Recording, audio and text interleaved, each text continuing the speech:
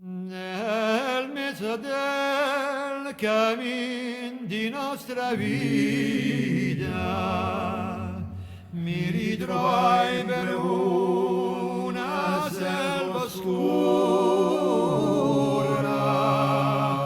che la diritta era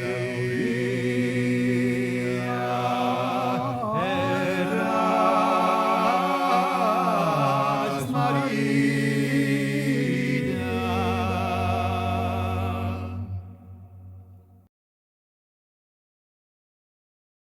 Dante's Divine Comedy, Inferno, Canto 1. Midway upon the journey of our life, I found myself within a forest dark, for the straightforward pathway had been lost. Ah me, how hard a thing it is to say, what was this forest, savage, rough, and stern, which in the very thought renews the fear? So bitter is it, death is little more, but of the good to treat, which there I found, speak will I of the other things I saw there. I cannot well repeat how there I entered, so full was I of slumber at the moment, in which I had abandoned the true way. But after I had reached a mountain's foot, at the point where the valley terminated, which had with consternation pierced my heart, upward I looked, and I beheld its shoulders, vested already with that planet's rays, which leadeth others right by every road.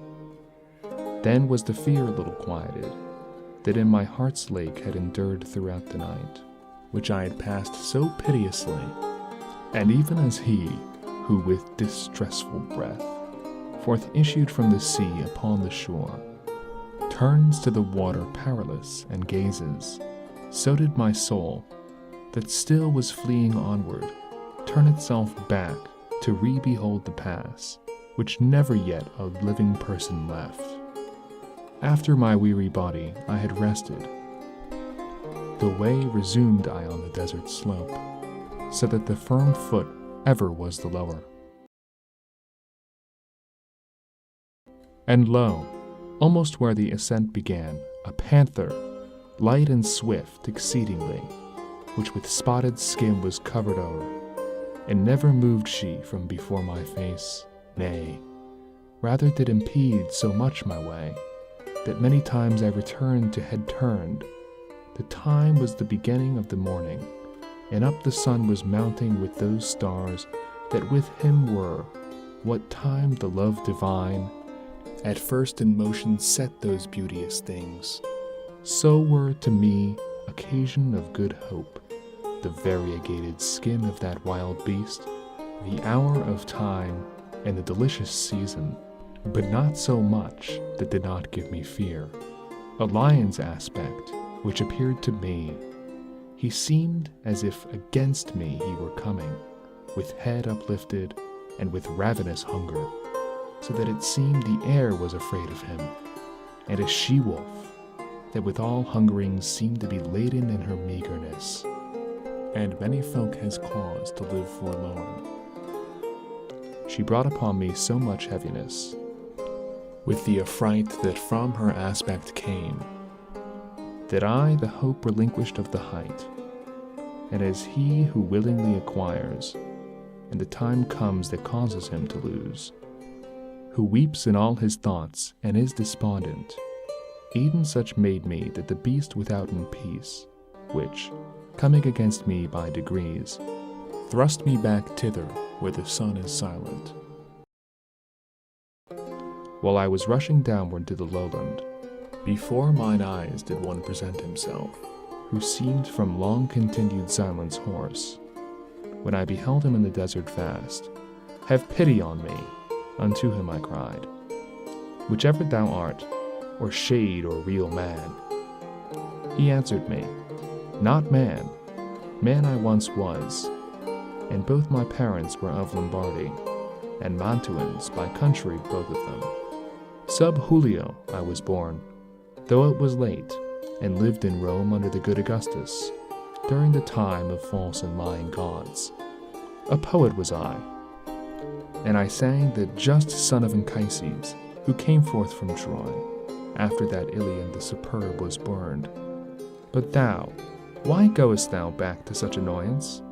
Why climbest thou not the mount delectable, which is the source and cause of every joy? Now, art thou that Virgilius, and that fountain which spreads abroad so wide a river of speech? I made response to him with bashful forehead. Oh, of the other poet's honoured light, avail me the long study and great love that have impelled me to explore thy volume. Thou art my master, and my author thou. Thou art alone the one from whom I took the beautiful style that hath done honour to me. Behold the beast, for which I have turned back. Do thou protect me from her, famous sage, for she doth make my veins and pulses tremble. Thee it behooves to take another road, responded he, when he beheld me weeping.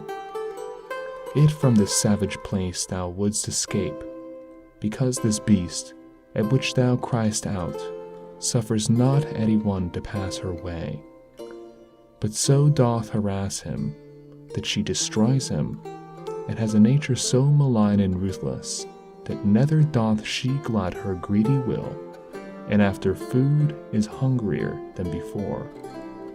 Many the animals with whom she weds, and more they shall be still, until the greyhound comes, who shall make her perish in her pain. He shall not feed on either earth nor pelf, but upon wisdom, and on love and virtue. Twixt Feltro and Feltro shall his nation be, of that low Italy shall he be the saviour, on whose account the maid Camilla died.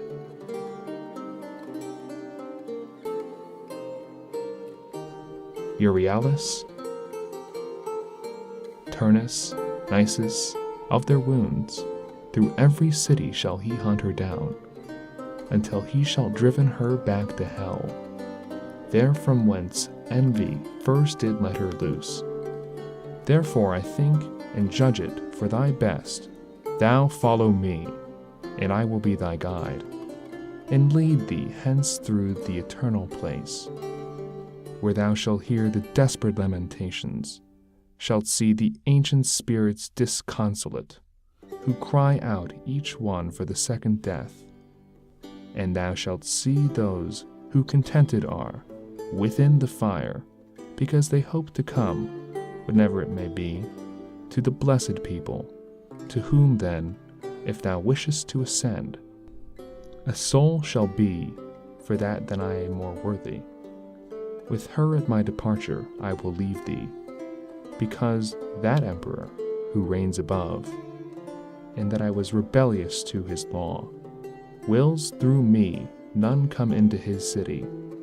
He governs everywhere, and there he reigns. There is his city, and his lofty throne. O happy he whom thereto he elects. And I to him, poet, I thee entreat, by that same God whom thou didst never know, so that I may escape this woe and worse. Thou wouldst conduct me there where thou hast said, that I may see the portal of St. Peter, and those thou makest so disconsolate. Then he moved on, and I behind him followed.